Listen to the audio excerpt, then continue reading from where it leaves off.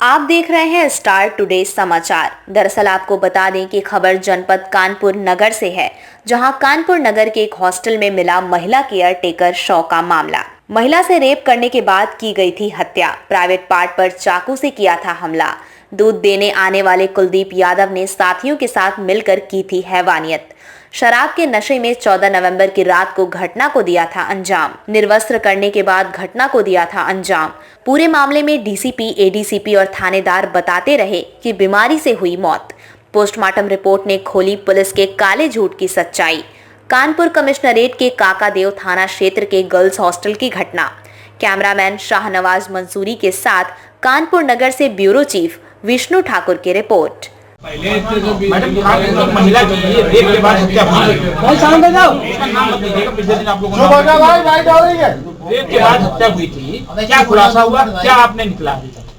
देखिए, 13/14 की रात्रि हॉस्पिटल हेलेट से हमें एक सूचना प्राप्त होती है, जिसमें एक महिला उसकी संदिग्ध परिस्थितियों में मृत्यु हो चुकी होती है। तो तत्काल पुलिस जो है एक्शन पे आती है, घटनास्थल का मुआयना किया जाता है। उच्चाधिकारियों द्वारा भी वहाँ पे पहुँच के जो भी चीज़ें वो देखा गया। उसके बाद परिजनों से वार्ता की गई, उनसे तहरीर प्राप्त किया गया। मौत के कारण स्पष्ट नहीं थे। परिजनों के तहरीर के आधार पे 302 में मुकदमा पंजीकृत किया गया था, और चूँकि मौत जो है मृत्यु संदिग्ध हालत में थी, इसीलिए पैनल से पोस्टमार्टम करवाया गया।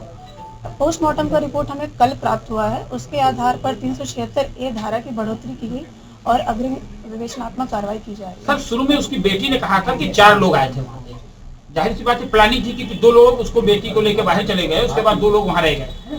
अंदर से दरवाजा बंद था, बेटी ये भी कह रही थी। अगर ऐसा मामला था तो सबके सभी आरोपी बनते हैं उसमें, अभी तक क्यों नहीं बने? और दूसरी चीज, पूरे कमरे में खून के छींटे लगे हुए थे, तो क्या पुलिस ये समझ नहीं पाई खून के छींटे कैसे आए? जी, जैसा कि आप कह रहे हैं कि वहाँ पे 4 लोग थे, अभी तक जितने भी हमें एविडेंस प्राप्त हुए हैं, उस एविडेंस के हिसाब से जो मुलजिम एक है कुलदीप यादव, उस पर पुष्टि हो रही है। बाकी जो अभियुक्त हैं वो हमारे हिरासत में हैं, उन सब से गहनता से पूछताछ हो रही है।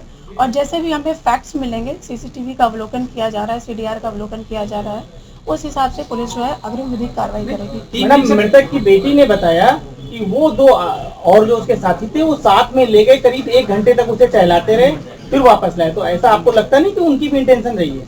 इन सब जो भी पहलू आप बता रहे हैं, इन सब पे गहनता से जांच की जाएगी और जो भी तथ्य आएंगे उस हिसाब से कार्रवाई की जाएगी। अभी तक इन्वेस्टिगेशन में घटनाक्रम क्या निकल कर गया है, किस तरीके से घटना को अंजाम दिया गया, किस बेरहमी से मारा, क्या है? देखिए, अभी तक के जो मौत हुई है वो शॉक और हेमरेज से हुई है, जिसमें वजाइनल इंजरी है।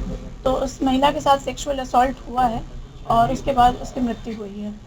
पूरा घटनाक्रम यही है कि इन लोगों ने वहाँ पे पार्टी करी है और उसके बाद जो है एक एक करके जो है व्यक्ति उसमें से निकलते गए। लास्ट में जब इसकी जो महिला की परिजन वहाँ पे पहुँचे हैं, तो उसमें जो अभियुक्त है वही मिला था और उसी के टी शर्ट पे जो है ब्लड स्टेन थे।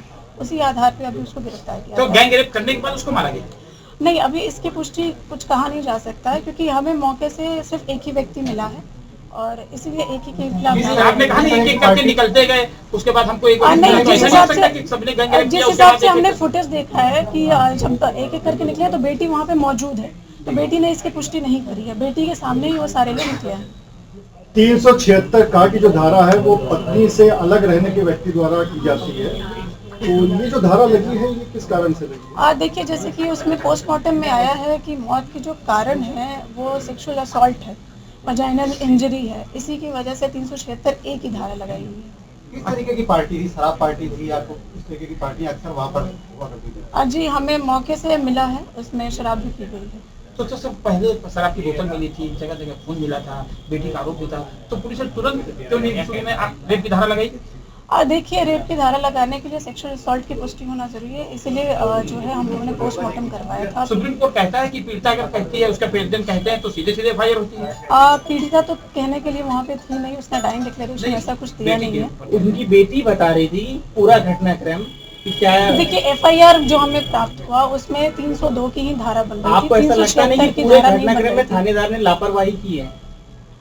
देखिए, इसमें जो कुछ भी आप लोग कह रहे हैं उन सब की कड़ाई से पूछताछ की जाएगी, जांच होगी। अगर ऐसा कुछ दिखता है तो उस पर कार्रवाई की अच्छा, जाएगी। एक सवाल ये बेरहमी मैडम 3 दिन हो गए इस घटनाक्रम को, आपको लगता नहीं कि पुलिस बहुत देर से जांच पड़ताल और सारी चीजों को कर रही है? देखिए, ऑटोप्सी रिपोर्ट का हम लोग वेट कर रहे थे। ऑटोप्सी रिपोर्ट कल शाम को आई है। जैसी रिपोर्ट आई है उसके आधार पर डॉक्टरों के बयान लिए गए हैं, उस आधार पे ही जो धारा है उसकी बढ़ोतरी की अच्छा, आपको जाएगी। लगता है कि मतलब उसने क्या किया, मतलब बेरहमी पहले रेप किया, बाद में बेरहमी से हत्या की, उसके बाद जाने लगे चोट है, मतलब देखिए, सेक्सुअल असॉल्ट तो है उसमें, बाकी पूरा जो क्रोनोलॉजिकल क्या इवेंट है इसके लिए उससे पूछताछ की गई है। पूछताछ में प्रथम दृष्टया तो यही समझ में आया है को काफ़ी जिस हिसाब से उसकी हत्या की है काफ़ी वो क्रोधित है वो व्यक्ति। बाकी गहनता से पूछताछ करने के लिए हम पुलिस कस्टडी उस मामले रिमांड में क्या लेंगे। बता रही, बेरहमी हुई है? सेक्सुअल असॉल्ट है उसमें सिर पे भी चोट है, चेहरे पे भी चोट है।